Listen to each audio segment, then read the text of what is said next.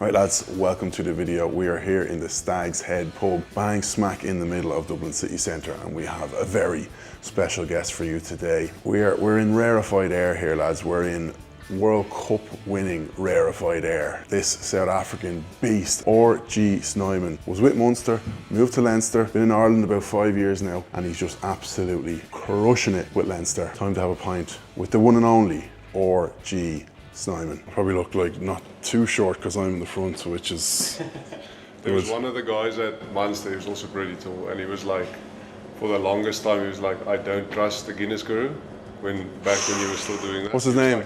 Like, I can't give you his name. No, he was like, that guy's about 7 foot tall. Oh. And he's trying to hide it. He's trying to hide that he's so tall. So he's like, I can't trust him. Yeah. I'm actually only 5'10", he's actually only 6 foot, so it's all a lie. No, what are you? You're 6'9", Yeah. 100, you just had 137 kilos. Yeah. I think we're pretty much the same. Right lads, I am here with the one and only, I can't believe he agreed to this video, but we're here, RG Snyman. Yeah. Great. That was all right? Yeah, give me the full Afrikaans pronunciation. Rudolf Gerardus Snyman. Right, he can introduce himself. Talk to me about, we'll pour a pint in a minute, have you gotten into the kind of stout, into the Guinness much, or have you just stuck to kind of what you know from back home with beers, or? To be honest, I like drinking Guinness back in South Africa before I got here. And then everyone was like, no, you have to try Guinness in Ireland. Yeah. Way better.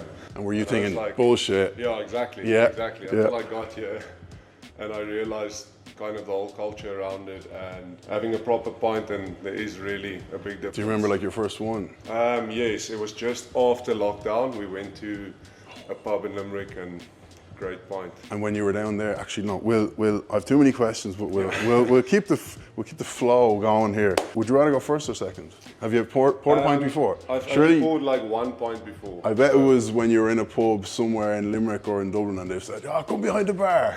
It definitely was that, was it? No.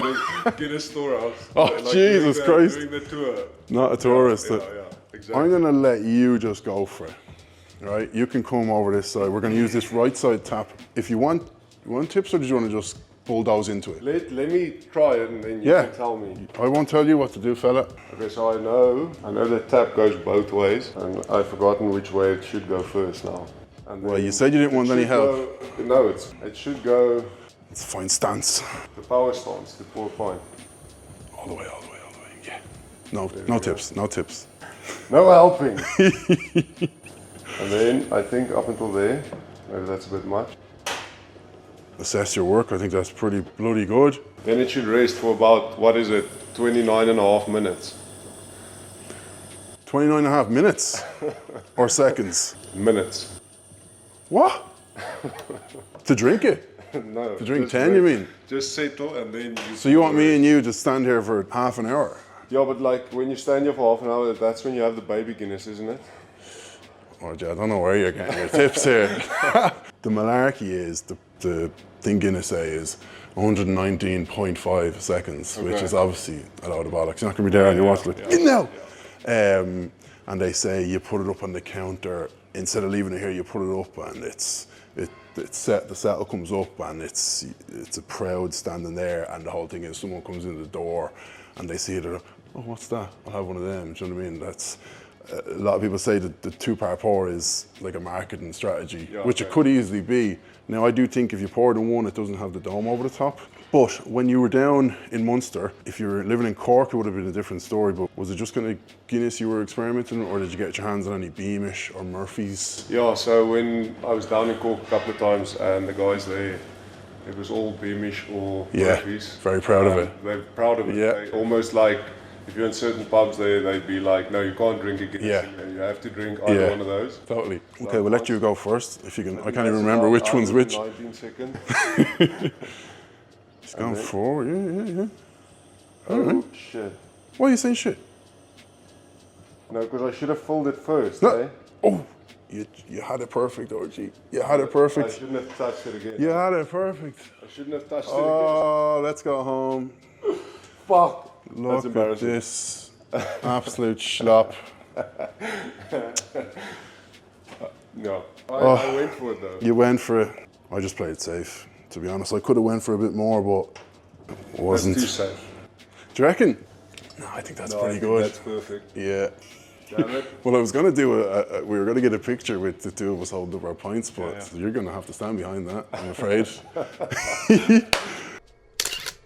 Right, lads, I just want to give a massive shout out to my good friends over in California, my pals over at Manscaped, who have been massive supporters of this channel for the guts of 5 years, to be honest. Manscaped are the best in below the waist grooming and above the waist grooming. Above the waist, they've got you sorted with the Beard Hedger Pro kit. This kit comes with everything you would need when it comes to shaving a beard, even a pretty pathetic beard like myself. Then below the waist, you know the story. The Performance Package 5.0 Ultra Lawnmower, Weed Whacker, extra goodies to keep you nice and smooth after you've gone to town on yourself. Not in that way. Stay with me. If you want to get 20% off plus free delivery, go to manscaped.com, use my code PINTS20. Have you tried to split the G before?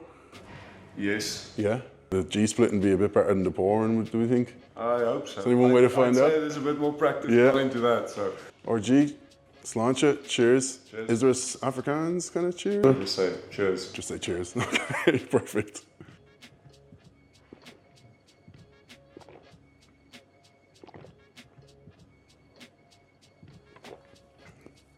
Oh shit. We went under. I just like the Guinness. It's first time I had one, someone said it's kind of like drinking, if you like a black coffee, then you're gonna like a Guinness. You know, the bitterness of it, and then it's quite creamy as well. Like that's it, like I just love even there's things like a red ale and stuff like that. Once it has a big creamy head, I'm just happy out, and whatever comes after, fair enough. If say I had 2 weeks to go to South Africa, give me a quick itinerary. You'd have to go to go do like a proper safari. Yeah, so you go to the Kruger, somewhere around there. Go to one of the lodges. Yeah. Spend a couple of days there. I feel like going to safari in South Africa is the equivalent of having like a Guinness in Ireland. I think so. Well, this is kind of where I want to get to, because like you have to, if you're in South Africa, you have to have a brandy. We have a brandy and Coke, so you have to have that when you're in South Africa. Yeah. So I was given a bottle of some, was it a brandy or something? I brought a lot of South Africans around a lot of pubs, and they gave me some bottle of something at the end. Don't know, I can't even, yourself by the end. I was like, oh, thanks, lads. But they said you have to have it with Coke. Yeah. Coca-Cola. Yeah. And what would you say, like, you're in Ireland 5 years now, which is actually seems crazy, like, because when you say 2020, that seems like last year, but it's 5 years. What would you say is the biggest kind of difference living in South Africa and living in Ireland, apart from our beautiful weather, obviously? Yeah, well, I'd say there's actually a lot more similarities than I initially thought there'd be. Okay. The weather is obviously a big adjustment for us, but I really enjoy the people in Ireland. I feel like that's the closest to home. People are really social and always want to have a chat and always want to have a pint, which I feel like is a lot. Right. Yeah, it's a lot similar to South Africans. Okay, so that's what I kind of enjoy or resonate with most in Ireland. And when you're here, like, because obviously there's the big rugby rivalry, Ireland, South Africa, do you kind of feel like you're behind enemy lines ever? Like, obviously you're going to say everyone's friendly, but is it ever a bit kind of like you hear all the South Africa bashing going on in the media and stuff? Are you ever a bit like, well, not really. I think it's very much separated and people kind of see it that way. So it's kind of, you're either playing for Leinster or they see you playing for South Africa, and you kind of get treated the way you, by the color of your jersey, basically. You know what I mean? So I've never really experienced anything like that. And fucking size them as well. So. Yeah, well, nothing to my face at least. Yeah, that's very true. Yeah, and then you're flying with Leinster at the moment. Who in Leinster would you say is like? You haven't been there that long, so maybe you won't be able to answer, but like anyone in particular who's like good crack for a pint or... Yeah, given the situation, and obviously both of us being foreigners, myself and Geordie have gone for a couple of pints. So he's I've really enjoyed, spending some time with him and having a pint with him, and then you can always throw Will Connors into the mix, He's, he's always...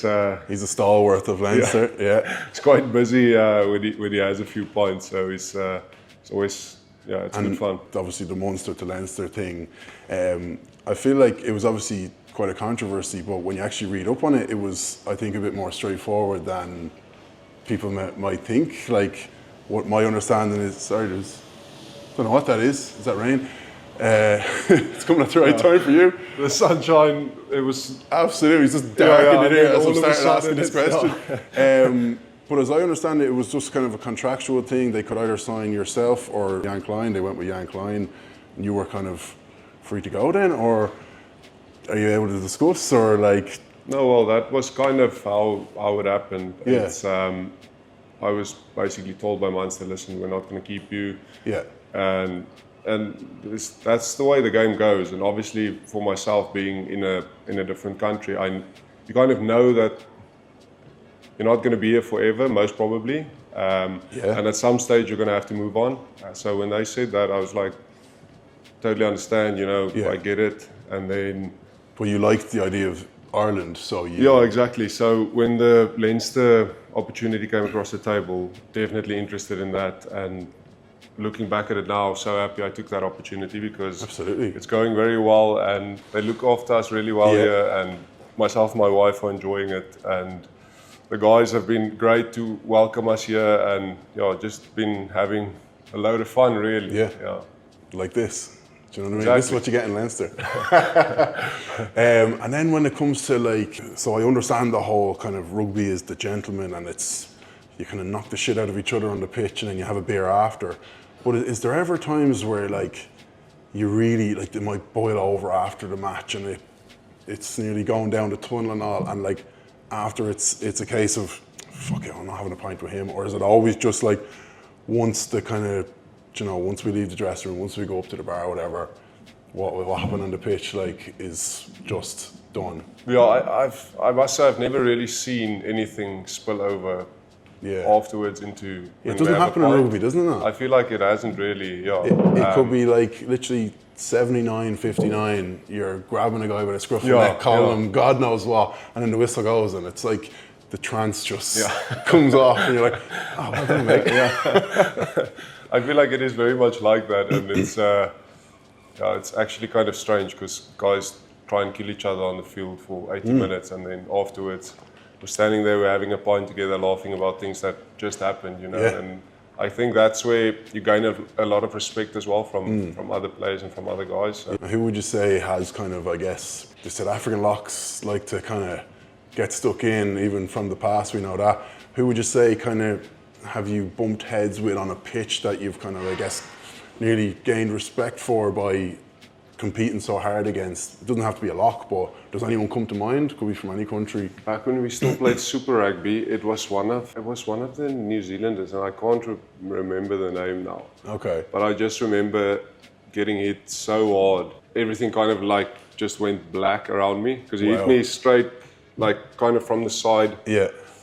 Got winded. I was on the ground. All I could see was like everything getting darker and darker and darker. Oh, Jesus and Christ. Then I just see the doctor's face and stuff, but it's like, obviously in that moment you're like, fuck it, I was such a hard hit. And then afterwards, I remember, that's why I'm a little bit disappointed that I can't remember the name now. But the funny thing is after, like once you're able to get your thoughts together, the first thing you're thinking is like, good hit, mate. Yeah, exactly. You're in absolute bits and you're like, good hit, mate. And then make a point of it afterwards to go to him, have a beer. Yeah, I'll buy you a beer for smashing Yeah. That's exactly. rugby in a nutshell. And then with like the Six Nations obviously on at the moment, are you ever watching that thinking, I've been in Ireland 5 years, eligible, or are you thinking, no, fuck that, lads? Because I think it's a stupid question because I think you can't have played for your home country for like 3 years anyway, but I presume you're South Africa till you die. All the way. All the way, no doubt about that. I always say to the guys, the shade of green is just not right. It's too bright. And lastly, would you have any sort, because obviously you've been through a lot of injuries, you're going well for the minute, thank God. Any sort of, I guess, advice for, because rugby is it's a tough game, there's so many injuries. That's why I stopped playing, not that I was great, but would you have any advice, general life advice to how you've got to where you've gotten, or like mindset for getting through injuries and stuff like that? Has that kind of helped you along the way? Yeah, it's a difficult enough thing, but what I've always felt was the people around me. It's kind of a strong support structure around me that's helped me through, all those times that it wasn't going that great. Yeah, keeping it positive. Yeah, exactly. And so, it's not really. I've learned a lot from all those experiences, but I think the most important thing is valuing those people that do lift you up out of those situations, and to have those people around you, it's important. Like the guys at Munster at that time, and like they're great friends of mine, and we will forever be friends. Just because of how they kind of stepped up into that role, because obviously we don't have any family or anything like that. Yeah. And so it's kind of friends that over a short period kind of became like family. Yeah. And that's it. You're in a new kind of country, and all you want to do is obviously just get on the pitch and do your talking on the pitch, and it's like unbelievable levels of frustration knowing like, if I was fit, I could do X, Y, and Z, your talent, and then you're just kind of in this new country with not too much family around, just thinking, oh my God. So it's obviously great that you had the lads down in Munster to come in and do that, and hopefully the Leinster lads won't need to do that. Yeah. We just keep marching on. RG, that was absolutely amazing. Absolute pleasure to chat to you. Thank you very much. All the best. Thanks. Boom.